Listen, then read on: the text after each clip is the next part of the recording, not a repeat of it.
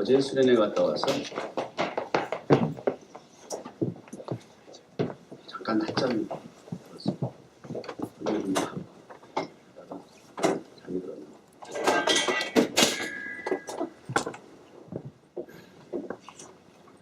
괜찮아요. 천천히 하세요. 뒷사람을 위해서 뒷자리 비워두는 건 그래서 필요한 것 같아요. 아주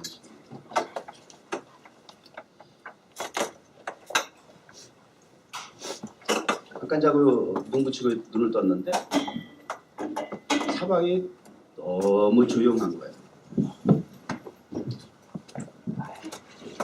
어렸을 때 낮잠 자고 일어나면 해는 어둑어둑 넘어가가지고 어둑어둑해지는 무렵에 어머니가 주방에서 똑딱똑딱똑딱 밥하는 그 소리만 이렇게 적막하게 들릴 때 굉장히 그 외로움이 확 이게 이런 게 있었거든. 어렸을 때 그런 거 공감해 보셨어요? 어제 그런 게 오래간만에 그런 느낌이 싹 오는 거예요. 마음이 갑자기 외로움이 싹 와요. 고요하니까. 그러면서 무슨 생각이 들었냐면 2박 3일 동안 수련회 하면서 여러분들이 눈앞에 그냥 왔다 갔다 하던 게 그냥 이게 눈에 선한 거야. 그래서 느낀 것이 가족이 없구나. 우리 교인이 내게는 가족과 같은 존재였구나. 그런 생각을 하게 됐어요. 그래서 오늘 이렇게 또 만나니까 계속 그 수련의 연장선상에 있는 것 같은 기분이 들어요. 어제 봤는데 또 지겨워 또 봐 이렇게 만나는 사람이 뭐 있었어요? 오늘 이렇게 예배가 뭐 전기가 나가고 해가지고 좀 어수선하다 이렇게 생각이 되죠. 예배드리는 여러분의 마음에 이런 상황이 불편하십니까? 불안하십니까? 물어볼게요. 불편하세요? 불안하세요? 여러분의 마음의 상황이 어느 쪽이에요? 불편한 거죠. 불편과 불안은 차이점이 있어요. 죄의 모습으로 결과로 나타나는 현상은 불안이에요. 만약 어떤 상황이 돌발됐을 때에 내 마음에 두려움과 불안함이 오죠. 그러면 어떤 생각 드는지 아세요? 아, 내가 이런 죄를 져서 그런가? 그게 다 받아요. 갑작스러운 돌발 상황이 올 때. 근데 불편하다라고 하는 것은 도리어 그 불편을 통해서 큰 기쁨이 오는 거 아세요? 요거를 점검해 보면 마귀의 역사, 성령의 역사가 딱 나타나요. 저는 이 상황을 계속 이렇게 묵상하면서 이게 뭘까? 마귀 역사더라고. 오늘 이 자리가 우리의 예배를 방해하는 마귀 역사더라고. 우리 수련회 기간 동안에 기억에 나는 참 재미있었던 시간이 게임 중에 마지막 날 밤 그 스파이 게임이 있었어. 마피아 게임이라고 그러나? 서로 정체를 감추고 서로가 누가 스파이고 마피아인지를 가려내는 게임이에요. 신비적이더라고. 근데 마지막까지 그 스파이를 마피아를 발견하지 못하는 거야. 꽉 속는 거야. 그리고 엉뚱하게 내 동료들을 자꾸 죽이는 거야. 근데 그거 그렇게 매력 있더라. 표현하지만 않았으면 계속했을 것 같아요. 할수록 점점 연기가 늘어. 처음에 할 때는 어벙벙해가지고 나 스파이야 이게 바로 나오는데 할수록 연기가 느는 거야. 오늘 왜 이렇게 높이 꼽아가지고 아프냐. 이거 좀 생각 좀 해봐 다음에. 내려놔봐. 답답해. 이건 좀 한쪽으로 내려놔. 나를 가리면 안 돼.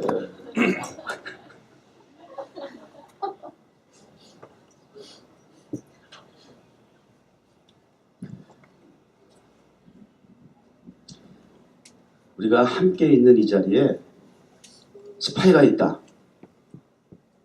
두 가지 스파이가 있어요. 하나는 하나님의 나라, 하나님의 세계에 마귀의 스파이가 있고, 세상 나라에는 하나님이 보낸 스파이가 있어요. 하나님의 나라의 스파이. 우리 주변에 하나님의 교회가 세워져 있지만, 교회를 통해서 주변에 이렇게 환경이 주어져 있는데, 그 속에 항상 하나님의 나라, 하나님의 문화, 하나님 앞에 드린 예배, 하나님의 교회를 공격하려고 하는 스파이가 있어요. 그래서 긴장을 늦추지 말아요.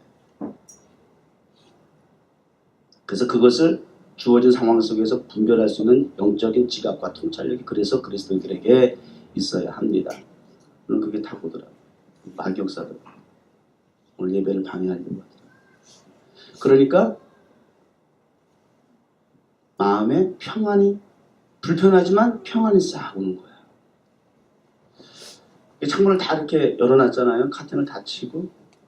근데 사실 제가 이 건물에서 예배 드릴 때 예배의 그 컨셉이 뭔지 아세요? 이 창문 다 치는 거였어요.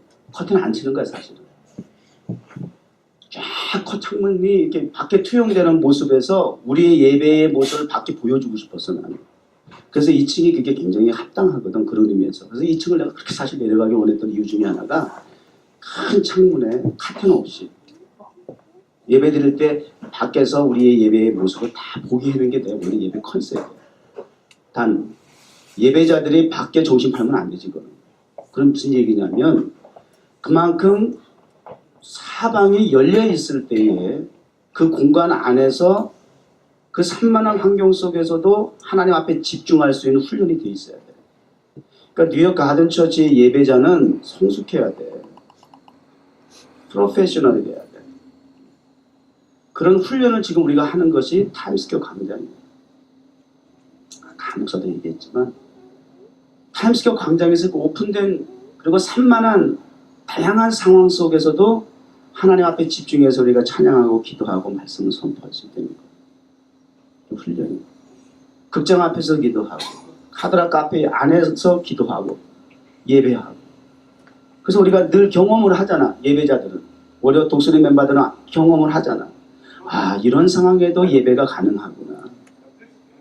어떤 우리가 이렇게 예배를 드리고 복음을 전했기 때문에 누군가 예수를 믿어서 구원을 받고라고 하는 그러한 목표를 향한, 목적을 향한 어떤 열매를 추구하는 것도 우리의 기대인 건 맞지만 그건 하나님 앞에 맡기고 그 과정 속에서 내가 경험되어지는 새로움.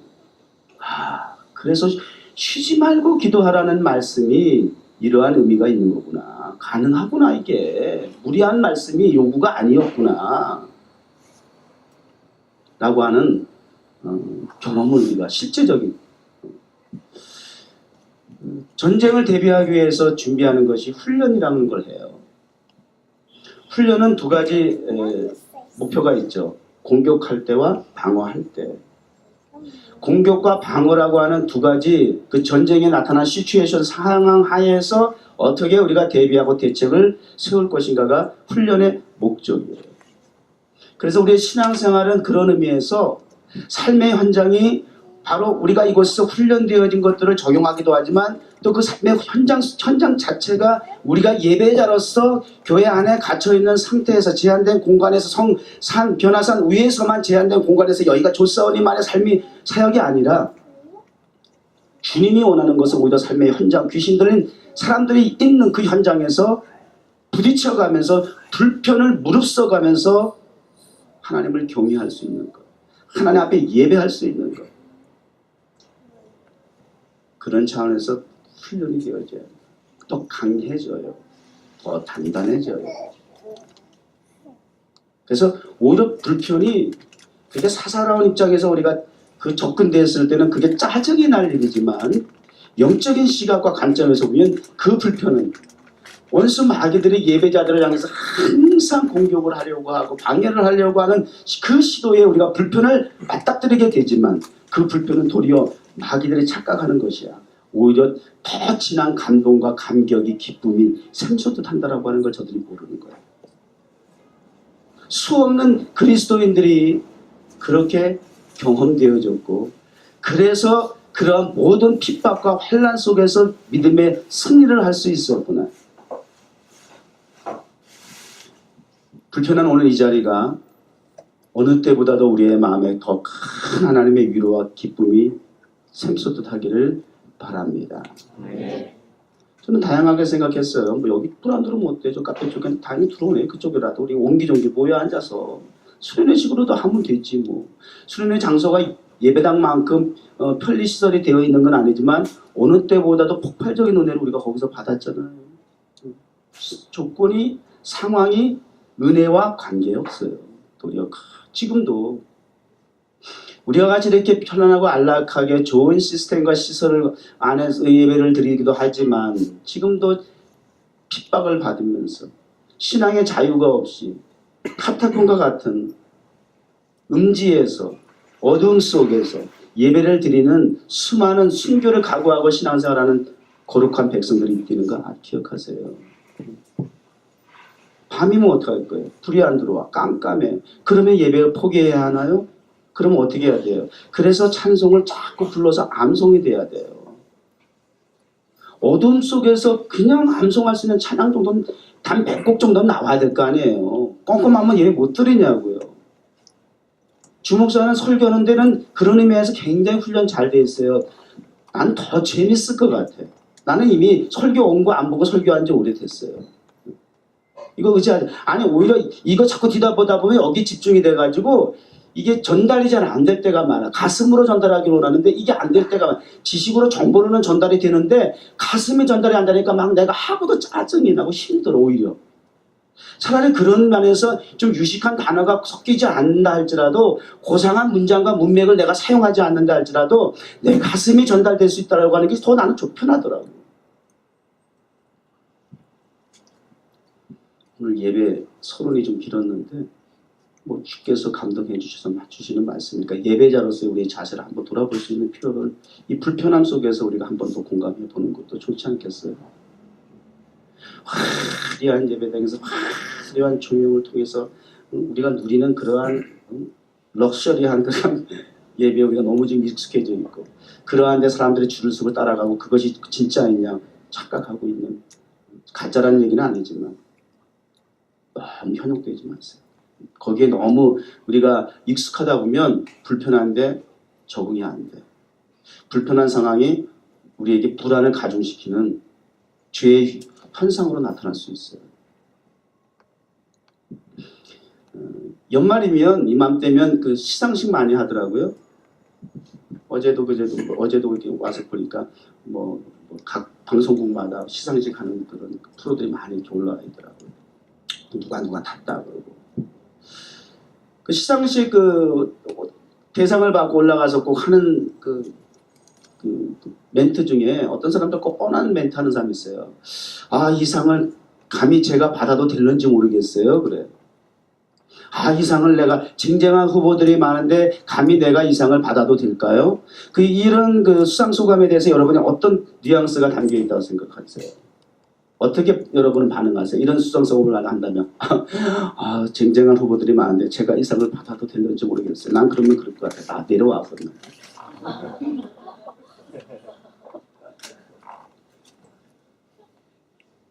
참 주목사 못됐지. 성질이 참 좋은 건 아닌 것 같아. 나는 보면.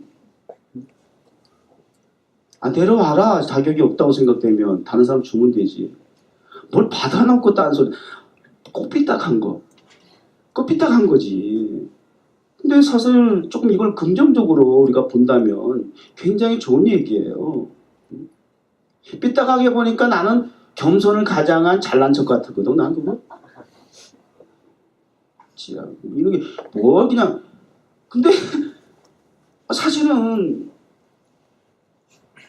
이 의미를 그 사람이 그렇게 어떻게 얘기했는지 모르겠지만 좀 더 은혜스럽게 받아들이면 같은 말이라도 저는 어떤 이 대상이라고 하는 상의 결과를 위해서 여기에 만족하려고 이 상 때문에 내가 지난 1년간 이렇게 각 분야에서 노래면 노래, 예능이면 이 분야에서 내가 이렇게 막 열심히 했던 것은 아니고요. 이건 내 은혜롭게 해석해 주는 거야. 나는 이 상을 떠나서 내가 지난 1년 동안 나의 위치에서 노래든 예능이든 그 분야에서 열심히 살아온 것만으로도 너무 감사하고 보이는 이상의 가치보다 그 자체를 나는 너무 기쁘고 즐겁고 감사하게 생각하고 있기 때문입니다.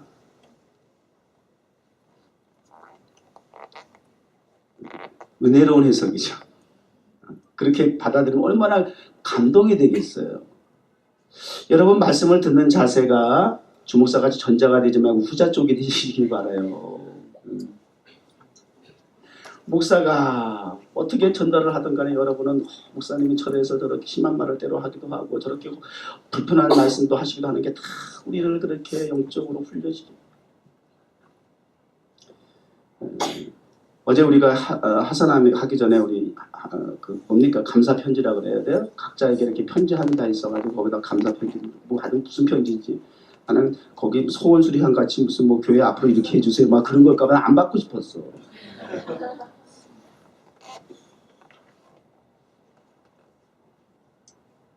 거기 기억나는 내용이 하나가 목사님이 미소를 짓고 행복해할 때 우리도 행복합니다 그러더라고. 나하고 자꾸 무슨한 얘기인 것 같아. 인상 쓰지 말고.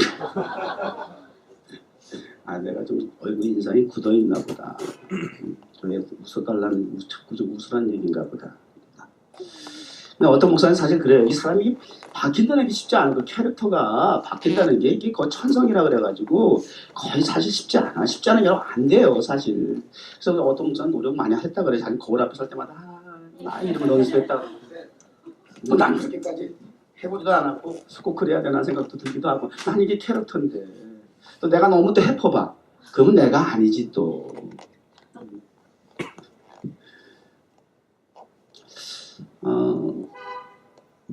어쨌든 그 시상식을 통해서 그런 그 이야기들을 할 때 굉장히 많은 그런 다양한 그 소감을 얘기할 때 또 우리 크리스천의 경우에는 그런 자리에서 이 모든 영광 하나님께 돌립니다. 꼭 그런 또 연예인들이 있어요.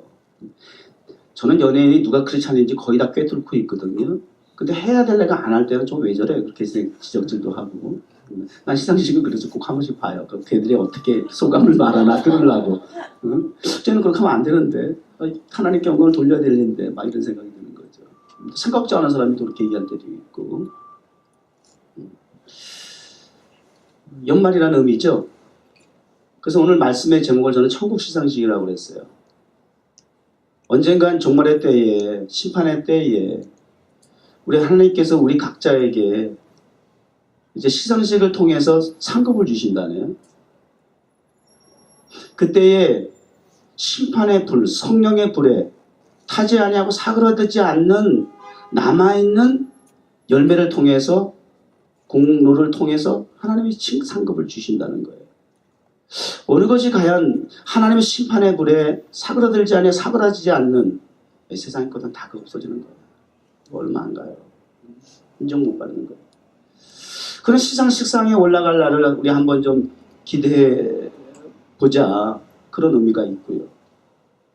그러나 한 걸음 더 나가서 이런 생각도 드는 거예요. 오늘 제가 말씀을 드리던 요체는 그렇게 보이는 가시적인 성경에도 많이 약속하고 있어요. 이런 상급 저런 상급. 그런 어떤 보이는 상급을 받는 것도 우리가 목표해야 할 분명한 비전인 것이 맞기는 하지만 그러나 그럼 이 땅에서 우리가 그리스도의 삶을 살아가면서 과연 그러한 목표를 가지고 우리가 열심을 내는 것도 필요하지만 그것이 다일까라고 했을 때 항상 우리는 목표를 이루어야만 그것이 행복이고 성공이라고 생각하는 그런 인간의 주관적인 잘못된 방법들. 성경은 그런 부분에 대해서 많이 우리에게 교훈을 하시거든요. 그것만이 아니라는 거죠. 아니, 천국이 왜 어제 제가 말씀 가운데서도 천국은 언제 갑니까? 구원을 받아 천국을 언제 갑니까? 해서 여러 대답 잘 못하더라고요. 죽어야 간다는 생각이 우리가 있잖아요. 죽어야 가는 게 천국이다. 우리는 그렇게 죽어서 가는 천국을 가기 위해서 우리가 이렇게 신앙생활을 한다. 그거 아니에요, 목표가. 그러나 천국은 죽어서 가는 것이 우리의 영원한 거릴 수 있는 천국인 건 맞지만 그러나 성경은 주께서 우리에게 교훈하시고 가르쳐 주시는 천국의 의미는 죽어서 가는 천국만이 천국이 아니라 지옥과 같은 이 세상에 살면서도 천국화된 삶을 살아갈 수 있기를 원하는 거예요. 그게 신앙의 가치예요. 신앙의 파워예요. 세상에 죽어서만 간다고 한다면 여기서 우리 신앙생활이 얼마나 힘들겠어. 그런데 그 불편함이 있음에도 불구하고 그 불편함 속에서 내 마음에는 왜 그렇게 기쁨이 넘치는 천국이 되느냐 그 말이에요. 돌에 맞아 죽는 스데반이 어떻게 돌에 맞아 죽을 수 있느냐 그 말이에요. 얼굴이 어떻게 그렇게 환하게 밝아질 수가 있느냐 그 말이에요. 죽어서 간 천국을 경험한 겁니까? 아니요. 아직 목숨 끊기 전에 이미 천국을 누리는 거예요. 언더스탠 하세요? 공감이 되세요? 무슨 얘기인지? 이 정도가 받아들여질 수 있으면 이건 좀 성숙한 거, 수준이 좀 되는 건데. 자, 오늘 본문 말씀에 들어와서 오늘 주보 안 나왔죠? 주보가 없으니까 나도 본문이 없어진 거 있지 갑자기 손에서. 됐어, 됐어. 오늘 본문 길지도 않아. 거기 본문 창세기 1장, 창세기 15장 1절 거기 보면 여호와의 말씀이 이상 중에 이너 비전 환상 중에 이상 중에 아브라함에게 임하여 가라사대 여호와께서 하나님께서 말씀하시는 수단 가운데 방법 가운데 하나님께서 특별히 우리 인간을 위해서 제공하는 서비스가 있는데 통로를 열어놓으신 것이 있는데 그것이 이너 비전이라고 되어 있는 환상 속에 이상 중에 이렇게 얘기하고 있어요. 환상이 뭐예요 여러분? 환상.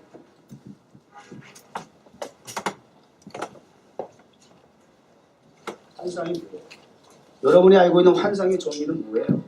제가 그 국어사전 백과사전에 보니까 이렇게 설명되어 있더라고요. 환상하고 치니까 현실적 기초도 가능성도 없는 헛된 생각이나 공상, 사상이나 감각의 착오로 말미암아 사실이 아닌 것을 사실로 인정하는 현상. 그러니까 이 한계야. 이 세상이 인간적인 기준을 가지고 이성적인 사고를 가지고 과학적인 입장에서 환상이라고 하는 것을 풀어서 해석을 하려고 하니까는 그렇게밖에 할 수가 없는 거야. 왜? 모르는 거야 사실은. 그런데 성경에서 말하는 환상은 무슨 의미가 있을까 하는 얘기예요. 육체의 인간의 세상이라고 하는 세속이라고 하는 육신이라고 하는 제한된 공간 속에 하나님의 나라 영적인 세계가 펼쳐지는 것인데 육의 세계에서 육의 공간에서 하나님의 세계 영의 공간으로 나아가기 위해서는 지금 여전히 문이 닫혀 있어. 들어갈 수도 볼 수도 없는 닫혀진 상태예요. 그런데 하나님께서는 특별한 상황에 특별한 사람을 통해서 그 닫혀있는 육과 영의 세계에 닫혀있는 공간을 닫혀있는 공간에 문을 쓱 열어주십니다. 쓱 열어주시게 되면 그 영적인 하나님의 나라의 세계의 빛이 육의 세계로 훅 들어와. 그러면서 순간이지만 그 하나님의 세계에 대해서 보게 되고 하나님의 음성을 영의 음성을 듣게 돼요. 환상이에요. 성경에서 말하는 이상이에요. 성경은 많은 믿음의 사람들이 이것들을 경험을 했어요.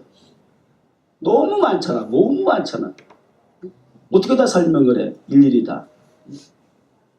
아까 스데반이 돌에 맞아 죽는데 하늘이 확 열리면서 맞죠. 하나님의 나라를 보잖아요. 막 죽기 일보 직전에. 그렇게 핍박했던 사울도 이게 정말 드라마틱한 거야. 하나님의 사역이 말이죠. 그렇게 돌에 맞아 죽는 그 사역의 현장에 있었던 그 사울은 그 당시에 그 스데반의 그 감격적인 하나님의 세계를 봤던 다른 사람도 봤을까? 아니, 스데반만 봤다고. 돌에 맞아 죽는 스데반만 봤다고요. 스데반의 앞에 있는 영의 세계만 하나님께서 싹 열어주신 거란 말이에요. 같은 장소에 많은 사람이 있었지만 그 당시 그 장소에 사울이 있었지만 못 봤다니까요. 그러던 그 사울에게는 도리어 담에색 그걸 가는 도상에서 확 열어주신 거야. 또 말씀하시고 큰 강한 빛을 통해서 같은 시각 장소는 다른데 베드로는 기도하는 시간에 고넬료도 기도하는 시간에 환상을 보고 장소는 다른데 하나님께서 같이 영의 문을 열어주셔서 환상을 보게 하는 거예요. 그리고 만나게 해주시는 거예요. 너무너무 많아서 이런 환상이 에스겔 골짜기로 인도했던 하나님의 세계를 바라보게 하시고 하나님의 큰 군대를 이루어나가는 환상을 보았던 에스겔의 환상. 이런 거 신기한 거죠. 저는 어제 내려올 때 우리 지훈군하고 같이 내려왔어요. 내가 지훈군한테 허락받고 얘기하는 건 아닌데 2차 부흥회를 했어. 내 차 안에서 2차 부흥회를 나 언제 집에 왔는지 모를 정도로 대다 주는지 모를 정도로 막. 그러니까 우리 산모님이 내릴 때 미안한지 우리 목사님한테 자꾸 그런 얘기하면 설교 계속해요.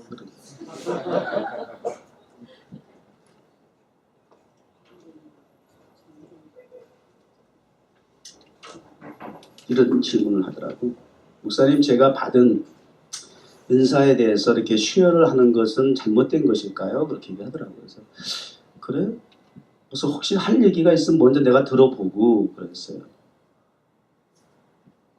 그래서 본인이 우리 뉴욕 정원교회 금요 철야 예배를 지난번에 왔었잖아.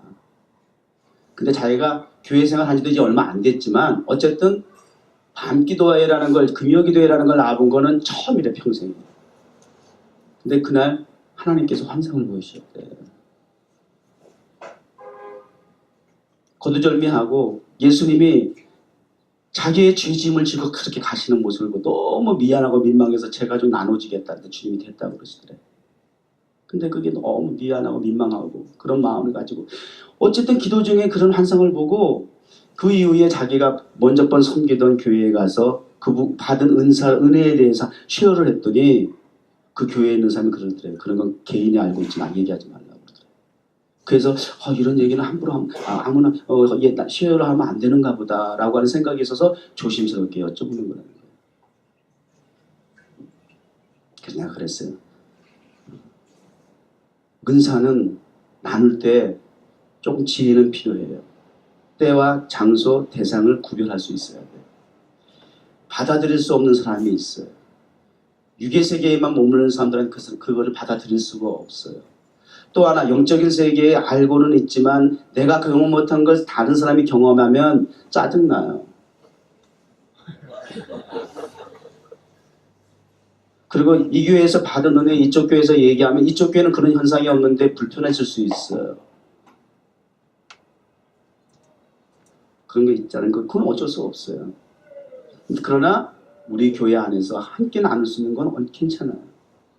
사실 난 지난 성회 마지막 날밤 성회하고 했을 때 그때 방언받은 사람 몇 사람 있었어요. 그래서 내가 좀 은혜를 나눌까 하다 너무 시간이 많이 예배 끝나니까 12시더라고. 내가 시간을 지켰어. 8시부터 12시까지. 난 사실 지키려고 지금 먹으려고 하면 안 돼. 보니까 12시더라고. 끝나고 보니까. 근데 어떻게 길었어요? 몰랐죠? 그렇게 시간이 간지. 근데 우리 지원군이 그날 방언을 받았어요.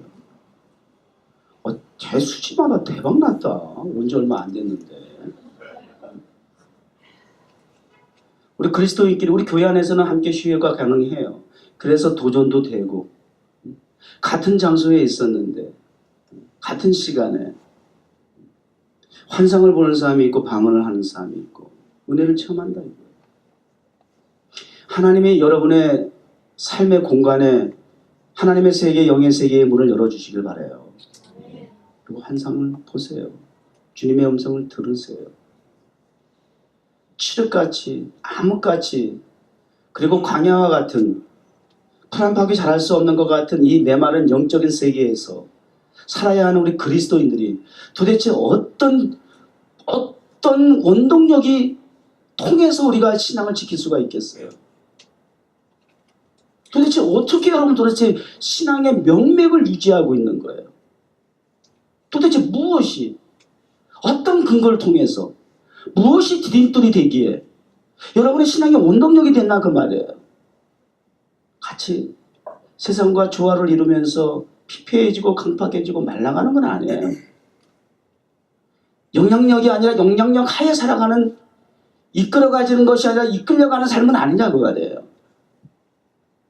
그렇다면 이런 환상이 우리에게 필요해요. 활력소가 돼요. 원동력이 된다 그 말이에요. 그래서 2014년도에는 위대한 변화의 능력을 경험하자고 하는 부분이 바로 이런 차원이다 그 말이에요. 눈에 보이는 목표를 이런 가시적인 것만이 결과물을 얻을 때에 그것으로 내가 기뻐하는 차원은 오히려 저급한 거라고 하는 얘기예요. 그 과정 속에서 결과를 떠나서 내가 그 목표를 가지고 가기는 가는데 그 과정 속에서 그 목표가 나의 어떠한 이 추진하는 데 있어서 원동력이 되는 것이 맞는데 그 과정 속에서 힘들고 어려운 불편을 무릅쓰면서 가는데도 불구하고 그 과정 속에서 겪어나가는 그 하나님이 주신 위로와 격려와 힘이 더 놀랍다라고 하는 것. 이런 환상 중에 하나님께서 아브라함에게 하시는 말씀이 대박이야. 뭐라는 거예요? 뭐라 그러세요? 환상 중에 아브라함에게 말씀하여 가라사대 뭐라 그랬어요? 본문에. 이제 이거 없으면 몰라? 그럼 오늘 성경 본문도 모르고 앉았는 거야? 한 구절이잖아. 15장 1절. 뭐라 그러셨어요? 좀 얘기 좀 해봐. 한 사람이라도 빨리 얘기를 해주면 내가 진행이 빠르잖아. 성경을 오늘 빨리 보던지. 뭐라고요? 나는 너의 방패요. 너의 큰 고기 앞에 거 왜 빼? 지극히. 아니 이런 수사어를 왜 빼? 그냥 또 큰 것도 빼고 또 그냥 상급이다. 맞지? 그러나 하나님께서 우리 인간에게는 크다 작다 있는데 하나님에게는 뭐 거의 다 그게 무슨 의미가 있어요? 그럼에도 불구하고 하나님께서 우리에게 이렇게 표현할 정도로 상급이라고 하는 차원이 지극한 것이고 크다라고 하는 의미를 부여했다고 말이에요. 그럼 무슨 얘기예요? 더 이상 설명이 없는 이거 최고라는 거 아닐까요? 끝이라는 거 아닐까요? 누가 아브라함에게 방패가 되고 상급이 된다는 거예요? 근데 방패가 어떤 소재며 어떤 재료며 상급이 도대체 어떤 보이는 가시적인 물질이냐 그 말이에요. 뭐라고요? 하나님 당신.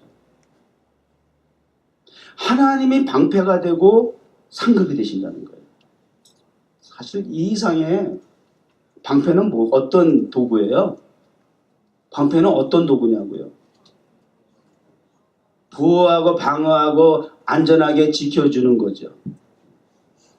이걸 구원이라 그래요. 구원. 우리의 구원이라고 하는 것은 우리가 죽어서 가서 천국 가는 것이 구원이지만 그러나 우리의 삶의 현장에서 또 얘기해요. 우리 삶의 현장 속에서 다양한 사탄으로부터의 공격, 사탄의 세계에서 사탄과 같이 사탄과 동료를 이루어서 사탄의 친구가 돼가지고 사탄과 한 무리가 돼가지고 살아가면 무슨 공격이 필요하겠어요. 그러나 우리는 반대편이야. 정체성 정확하게 알고 있어. 여러분 정체성 모호하게 있지 마. 때로는 하나님의 편, 때로는 사탄의 편 이렇게 있다고 그러려는데 이렇게 하지 마. 철저하게 나와 내 가족은 오직 여호와 하나님만을 섬기겠노라. 너희 택하라 이거. 이스라엘 백성을 보고 양다리 걸치지 말라고요. 사탄의 공격을 받는 것 오히려 당연하게 여길 수 있어야 한다고 하는 거예요. 예배에 방해를 받을 수 있다고 하는 것 당연하게 여길 수 있어야 한다고 하는 거예요. 저는 타임스퀘어 예배드린 지 3년이 이제 6개월 됐는데 처음에 시작할 때 사실 여러 가지 생각이 많았어요. 예배를 과연 지속할 수 있을까? 들이다가 방해받으면 어떡하지? 분명히 방해받을 게 눈에 뻔한 거야. 선한 거야. 안 될 것 같더라고. 거기가 어딘데? 타임스퀘어 광장인데. 그런 우려를 가지고 시작했던 예배가 3년 6개월이라는 시간이 흘렀는데 방해를 한 번도 받아본 적이 없어. 정말 기대도 안 했는데 박수와 환호만 받고 지금까지 3년 6개월 예배 들었어. 이제는 요즘 겨울이라서 또 날씨가 우중충하고 비가 오고 뭐 요즘 또 한참 그 경찰들 막 그냥 여러 가지 그 흑인들 죽고 다 데모해가지고 어수선하니까 여러 가지 예배 분위기가 정 같지 않은 그런 현상도 어쩌든지 그렇게 돼가지고 우리가 예배 드리고 나서 박수와 환호가 없으면 요즘 굉장히 어색한 거 알아? 예배 드리고 나서 박수 하고 막 환호하고 앵콜하고 막 사방에서 이렇게 막 하는 그런 분위기가 없는 날은 우리가 예배 드리고 나서도 뻘쭘해. 썰렁하고 어색해. 계단 내려오는데. 이 정도가 돼버렸어. 오히려 그것이 정상으로 우리가 생각하고 그 정도가 아니라 오히려 더 핍박하는 방해하는 세력이 있을 거라는 생각까지 하고 나갔는데 하나님께서 그렇게 보호해 주시는 거야. 그렇게 방패를 삼아 주시는 거야. NIPD 나만 본 거수경례하고 끝나면 뭐 허구해 주는 사람도 있고. 지켜줘 우리 예배를. 놀랍지 않아요? 난 이렇게까지 나 생각했어. 내가 오버한 건지 모르지만 타임스퀘어 예배에다가 나 혹시 너 체포되는 거 아니냐?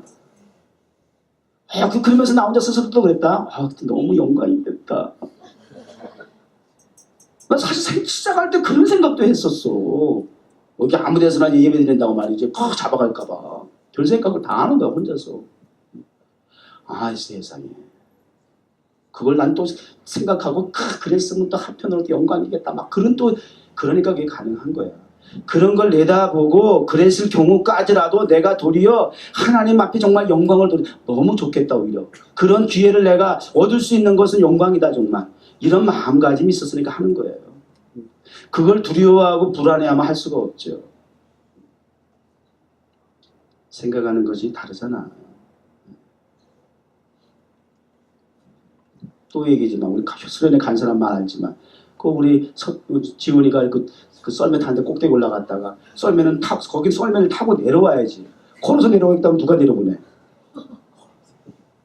근데 그냥 무서우니까 올라가서 그냥 30분 동안 울고 안 내려간다고 막 그러니까 엄마 아빠도 없지. 그러니까 우리 지훈이 형제가 30분 동안 달려다가 할 수 없이 그 산꼭대기에서 남들은 이렇게 샥 타고 투부터로 내려오는데 거기 이렇게 손잡고 걸어 둘이 다정하게 내려오잖아요. 그 소식을 밑에 산 아래에 있던 제가 듣고 데려와야 되겠다는 생각에 그 과정 속에 거기 가이드들이 가드라 그래 뭐라 그래 그 통제를 해. 비표 돈 준 사람 외에는 거기 출입 못하게 해요. 몇 단계가 있어. 그걸 내가 다 뚫고 들어갔어. 다 뚫고 들어가지고 걔 안고 내려오는 그 현장까지 내가 갔어. 아주. 거기까지 다 있었어 경비원들이. 근데 경비원들의 눈을 씩 멀게 해주셨나 봐 하나님이. 이런 상황을 보고 우리 아들이 제프리가 그러는 거예요. 그럼 블라인드이기 때문에 가능하대. 블라인드이기 때문에. 그러니까 아빠가 무식하면 용감하다. 그 뜻이야 사실은 이게. 보이는 게 없다고 말이지.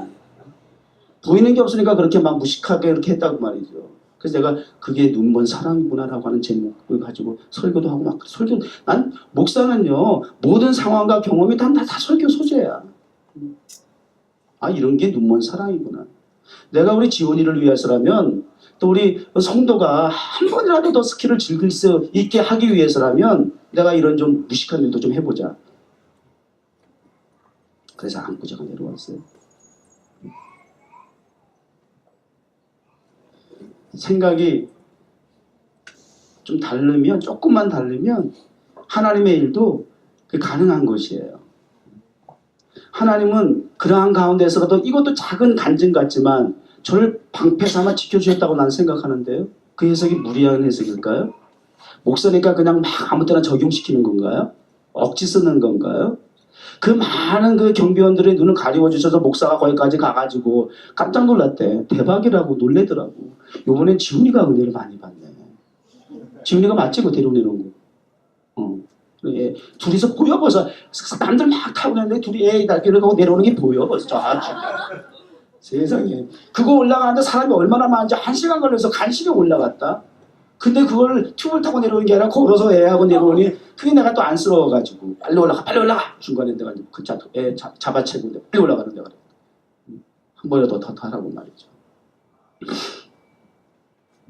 하나님이 작은 일 속에서도 크고 작은 사건 속에서 하나님의 따스한 손길, 보호해 주시고 방패막이 해주시는 그 손길을 느끼시기 바래요.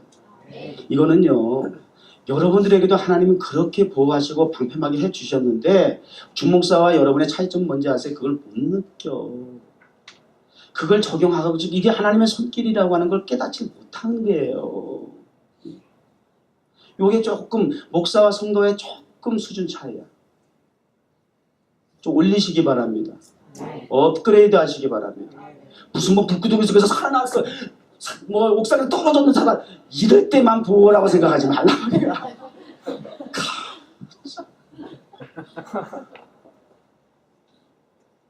일상 속에 평범한 보통의 지극히 반복적인 삶 속에서 느끼시기 바랍니다.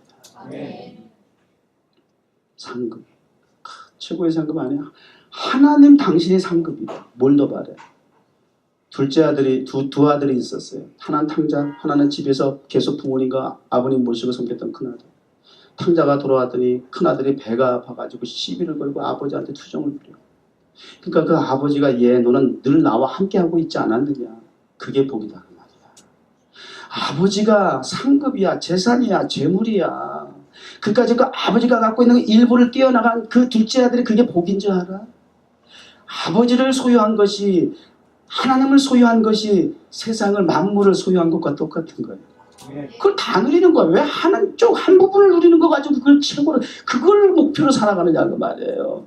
이를테면 그런 거예요. 하나님은 여러분의 상급이십니다. 그걸 좀 누릴 줄 아시고 깨닫고 그렇게 살아가시길 바라고요. 또 시간이 많이 갔네. 그 다음에 이제 사도 바울의 입장에서 또 말하는 그 상급은 어떤 것인가? 그런 거를 이제 데살로니가전서 2장 19절 20절에서 말씀하잖아요. 이제 사도 바울의 입장에서 얘기하는 상급이에요. 우리의 소망, 그리고 기쁨, 자랑의 면류관. 이제 상급의 그 내용을 이렇게 기록했어요. 그 면류관이 성경에서 대표적인 상급의 표현을 면류관이라 쓴다 그 말이에요. 그 상급의 그 면류관이 상급이 무엇이냐? 다 도전장을 내밀었어요. 도대체 우리에게 있어서 그리스도인들에게 있어서 상급이 면류관이 성경에 제시하는 상급이 무엇이냐라고 딱 도전장을 던졌어요. 무엇이에요? 바울의 입장에서 뭐라고 가르쳐 주십니까? 그의 강림하실 때요. 이게 정말 최후 심판이죠. 상급을 받는 시상식 자리죠. 하나님의 나라 천국의 시상식 자리에서 주님 앞에 설 때에 그 상급의 내용이 무엇이냐? 우리 주 예수 그리스도 앞에 뭐라고 단호하게 지금 얘기를 해요. 상급에 대해서. 너희가 아니냐? 영어 성경으로 너희가 아니냐를 뭐라고 얘기했어요? 너희가 아니냐? 이게 뭐예요? 영어 성경으로. 그냥은 말 못해? 뭐예요? 영어 성경에서 너희가 아니냐? 이거 어떻게 이렇게 기록됐어요? 영어 할 줄 아는 이렇게 없어? 좀 얘기 좀 해줘봐. Is it not you? Is it not you? 내가 우리 영어를 쓰니까 영어권 내가 못 알아듣는 거 있지. 난 편리를 위해서 좀 영어 좀 이해 좀 시키기 위해서 Is it not you? 그랬는데 몰라가지고 옆에서 물어보래요. 근데 한국말 하니까 더 잘 알아들어. 신기하고 놀라운 것 같지만 이게 회복이야. 쓸데없는 소리 할 필요 없어. 그냥 한 가지 언어 쓰면 하나님의 귀와 눈을 열어주시면 다 알아듣는 거야. 내가 그 사람을 이해시키기 위해서 무슨 뭘 준비하고 연구하고 같은 고상한 무슨 실력과 지식과 뭐 가지고 뭘 접근해가지고 그리고 예수 믿게 구원받게 하려고 마음 너 그것도 하나의 수단일 수는 있어. 무시하라는 건 아니야. 그래 더 중요한 거는 아무리 그런다 할지라도 영감 영역을 놓치면 안 돼. 중요한 건 영감. 그래서 하나님의 세계를 하나님이 열어주셔야 돼. 성령님께서 열어주시고 귀한 눈을 열어주시면 그 대화 속에서 환상이 되고 이상이 되어지는 거야. 그래서 그게 회복이라는 거예요. 사실은요. 회복. 언어가 회복되어지는 거예요. 하나님 보시기에 심히 좋았더라 세상이 회복되어지는 순간이야. 영의 문이 확 열리는 것은 10년을 교회 다녀도 하나님의 말씀 들어도 깨닫지 못했는데 어느 순간 하나님의 말씀이 확 들어온 때가 있다는 거예요. 순간 영의 문이 열리고 하나님의 세계가 열릴 때에 그것을 회복이라고 그러는 거예요. 하나님이 보시기에 심히 좋았다는 세상으로 확 들어가는 거야. 그 회복이 있어지는 예배가 되는 거예요. 타임스퀘어 광장에서 또 우리가 우려했던 게 그거잖아요. 이 많은 사람들, 각 나라 사람들이 오는데 알아들을까 걱정하지 말래잖아. 중국사고. 저도 이성적인 사람이니까 저라고 해서 그렇게 무식하다고요? 왜 제가 무식해요? 나름 저도 50 중반을 살면서 세상 경험이 있고 배울 만큼 배웠고 이성도 있고 지각이 있어요. 저렇게 나가서 복음을 전하게 되면 저 많은 사람들이 각 나라 사람들이 어떻게 알아듣느냐고 무슨 의미가 있느냐고요. 전달이 안 된다라고 한다면 많은 사람이 저에게 또 물어요. 타임스퀘어 광장에서는 영어로 예배드리나요? 그래요. 목사님들도 그래요. 그게 이성적이잖아요. 알아듣지도 못할 예배 드리는 거 아니냐 이런 얘기 아니에요. 저도 그런 우려를 갖고 하나님 앞에 그래서 궁금하면 하나님 앞에 물어보면 돼. 하나님의 일이니까. 사람들한테 뭘 물어봐? 사실 나한테 물어볼 필요 없어. 영어로 해요? 뭐 그딴 유치한 질문을 해 목사님들도. 난 참 그런 얘기 들으면 짜증나. 왜? 내가 영어 잘 못하니까. 왜 남의 약점을 콱콱 찔러가면서 너 영어 좀 하냐? 난 그런데 또 뭐 그렇다고 해서 뭐 개의하는 성격도 아니지만 아니 하나님 앞에 예배드리는데 왜 목사님도조차도 그렇게 유치하게 얘기하느냐고. 뭐가 이렇게 언어가 중요해. 벌써 그런 데 눌려있기 때문에 상대가 외국인이다 영어권이다 영어 못해 목사가 진짜 좀 이렇게 뭔가 위축되는 거야. 이게 벌써 쭈그러드는 거야. 복음을 전하지 못하지. 벌써 딱 끝나는 거야 거기서. 지는 거야 벌써. 아니 목사는 그런 데서 지는 거 아니야. 그런 데서 위축되고 누르면 안 돼. 보이는 세상적인 조건과 환경 때문에 복음을 전하는데 차단되면 그게 뭐야. 그런 거 초월해야지. 그게 하나님의 권세야. 무슨 사람인데 나도 근데 그 생각이 들더라고. 저도 왜 양식이고 상식이 있는 사람인데 이성을 가진 사람인데 하나님 맞아요. 사람들이 자꾸 그런 얘기도 하지만 나도 사실 이렇게 한국말로 해가지고 되겠어요? 근데 하나님이 보세요. 목사가 강단에서 기도해서 하나님 교인 많이 보내주시니까 왜 자꾸 너 보내달래? 너 나가서 타임스퀘어 광장에 나갔잖아. 환상이에요 다. 성경에서 말하는 환상은 제정신이 아닌 상태에서 이렇게 막 아까 얘기한 것처럼 혼미하게 비몽사몽간에 막 그냥 제정신이 아닌 상태에서 그냥 막 주어지는 그런 엑스타시 현상이 아니라 성경이 제시하는 환상은요 멀쩡한 온전한 완전한 정신세계에 정확하게 명확하게 분명하게 제시되는 하나님의 세계예요 여러분. 뭐 이상한 무슨 뭐 그런 거 아니에요. 은혜 받으면 막 이렇게 되는 게 아니라고. 이상한 짓만 해야 되는 도대체가 답답해요. 정확하게 명확하게 온전한 정신세계에 들어오셔요. 그리고 가지고 있는 지각과 이성과 이를 통해서 분별하게 하세요. 저 어린 나이에 8개국 하나님 방언 주실 때 각 나라 말이 막 지나간다. 도대체 무슨 나라 말인지도 알지 못해. 근데 막 바뀌어. 근데 하나님 필립처럼 이 머릿속에 각 나라의 말을 해석을 해주시는 거예요. 이건 어느 나라 말이다 쫙 풀어주셔요. 멀쩡한 정신세계. 왜 멀쩡한지 아세요? 제가 그렇게 방언을 하는데 같이 철야기도 했던 학생들이 쫙 수십 명이 모여가지고 내 주변에 딱 둘러싸지. 왜? 각 나라 말을 막 하니까 얘가. 그러니까 옆에서 막 얘 왜 무슨 말 하는 거야? 막 그러고 하는 소리가 다 들려요. 제가 방언하면서. 막 그래서 절제라는 것까지 어린아이가 생각이 나가지고 입을 막 막았다고 내가. 그만하게. 방언이 막 쏟아져 나가니까 절제가 내가 예수님의 이름으로 기도합니다 마무리하는데도 그게 막 계속 방언으로 나오니까 이게 절제가 안 되는 거야. 끝이 안 나는 거야. 내가 기도하는 게 아니니까. 정신은 근데 멀쩡하더라니까 주변에서 웅성웅성 되는 소리가 다 들리더라고. 그러니까 조금 창피한 마음도 있어가지고 이제 그만하려고. 나중에 안 되니까 이거 잡는데 나다가 이빨 다 나가게 생겼어 아주 막. 정신세계 멀쩡해. 그래서 하나님의 세계를 보게 되고 듣는 거야. 제정신이 아닌 게 아니에요. 환상이라는 게. 이상한 현상이 아니에요. 그러니까 하나님께서 그러시잖아. 그거 왜 네가 걱정하니? 그 사람들이 알아듣고 못 알아듣고 내가 결정해 그래. 너는 그냥 때를 얻든지 못 얻든지 복음만 전하는 것이 너의 역할이야. 쓸데없는 거 걱정해 우리가. 우리 쓸데없는 거 걱정을 미리 갑으로서 땡겨서 막 해. 그 결과는 하나님께서 눈과 귀를 열어주시는 건 하나님이세요. 사도행전 2장의 언어의 회복을 통해서 각 나라 사람들 다 방언을 통해서 알아들었던 것처럼 하나님이 그 역사를 재현해 주시는 거예요. 각 나라 사람들이 신앙 고백을 하게 하시고 눈물을 흘리게 하시고 마음을 열어주시니까 구별된 사람이 있는 거지. 그날 그 시간에 그때 택한 사람이 있는 거지. 나는 어떤 때는 그 타임스퀘어 광장에서 예배를 우리 기록해서 준비하다가 회원 중에 한 사람이 안 오면 좀 한 5분 10분 기다리게 되면 그 상간에 이렇게 막 또 내려가는 사람 있잖아. 막 내려가는 사람 보면 불쌍한 생각이 들어. 아 5분만 있으면 조금만 있으면 예배 들 때 쟤는 가네. 그리고 가는 사람들이 막 있는 관광객 보면서 그런 아쉬운 마음이 들다가 또 우리가 막상 예배 드리면 그때 또 막 올라오는 사람이 있어. 난 그래서 저 사람들 또 복되다 이런 생각이 드는 거야. 하나님의 타이밍이 있어. 가도 하나님의 인도하심, 와도 하나님의 인도하심이라는 거예요. 오늘 이 예배의 자리에도 교인이라고 다 앉아있는 건 아니야. 생각지 않아 지나가는 사람 기도하다 앉을 수 있어요. 그건 하나님의 인도하심이니까. 그 자리에 현장에 있는 게 축복이야. 그런 감각.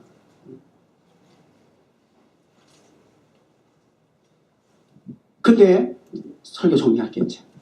사도 바울에게 있어서는 상급이 성도들을 향해 교인들을 향해서 면류가 너희들이야 이 얘기야. 교인들입니다. 여러분 성도들이여 당신은 나의 영광이요 기쁨이요 면류관이요 상급입니다.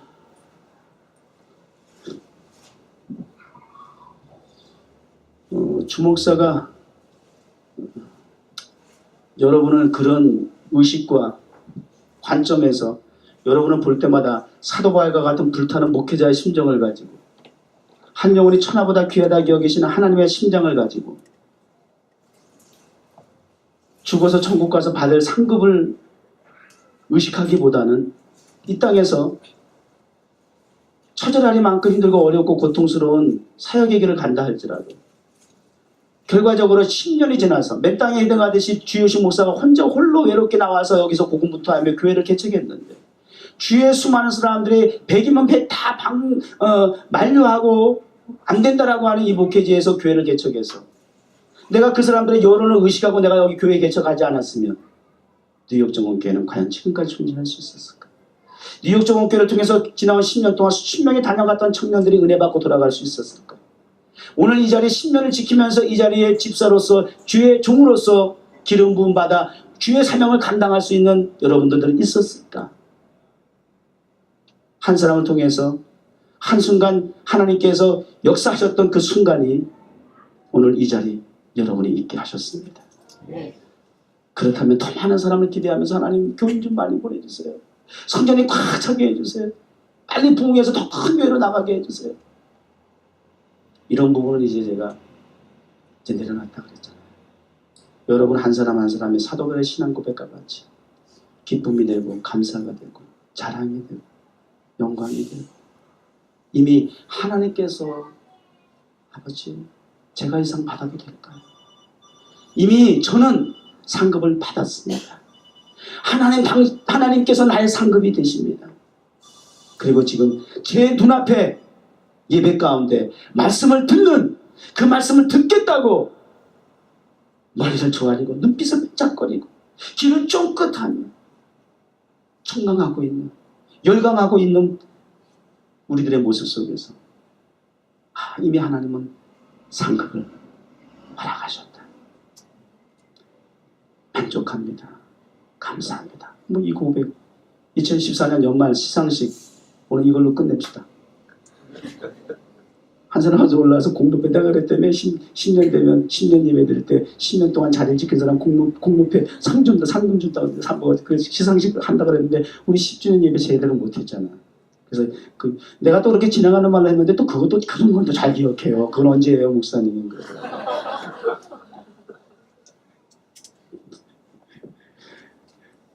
여러분에게는 내가 내서도 해서는 안 됐지만 주목사가 상급인 줄 믿으시 어디서 이런 소리 들어? 응? 기도하겠습니다. 하나님 감사합니다. 아브라함을 택하시고 약속하시고 그 약속을 성취하심에 있어서 사실은 아브라함 자체는 실수투성이었습니다. 결코 그 약속 성취될 것 같지 않았습니다. 그럼에도 불구하고 하나님은 끝까지 방패가 되어주시고 그리고 그 약속을 성취하는 자리까지 이르게 하셔서 단 하나 예배자로서 아들 이삭을 하나님 앞에 바쳤을 때에 비로소 믿음의 조상의 반열에 오르게 되고 복의 근원이 될 수 있었습니다. 하나님 우리에게 기대하시는 것은 이와 같이 예배자로서만 바로 서도 상급이 당신이 하나님께서 대주시겠다고 그렇게 말씀해 주십니다. 하나님 감사합니다. 우리에게 이러한 하나님의 상급을 누리게 하여 주시옵소서. 사도 바울은 그런 증대의 상이 무엇이냐? 복음을 전할 때 값없이 전하고 복음으로 말미암아 내가 있는 권리를 다 쓰지 아니하는 이것이로다. 우리 뉴욕 정원교회 지난 10년 동안 목회라는 주의종들이 교회에서 사례금도 받지 못하는 그러한 열악한 환경 속에서 목회를 했는데 생각해보니 사도 바울이 그러했다라고 성경은 제시해주고 있습니다. 받을 수 있는 권리가 있어도 오히려 그것을 포기할 때에 누리는 상급은 열매를 통해서 영혼이 구원되어지는 것, 관계 속에서 하나님의 사람들이 더 확장되고 회복이 되어지는 이러한 열매가 상급인 것을 인정하고 고백하고 감사하며 마지막까지 죽도록 충성의 길을 달려갈 수 있었던 동기부여가 됐던 것처럼 하나님 우리 뉴욕 정원교회도 주님 오실 그날까지 이러한 상급을 우리가 이미 받아 싸운즉 늘 기쁨과 감사 충만한 가운데 주님이 오실 날을 기대하고 대망하게 하여 주옵소서. 예수님의 이름으로 기도드립니다. 아멘.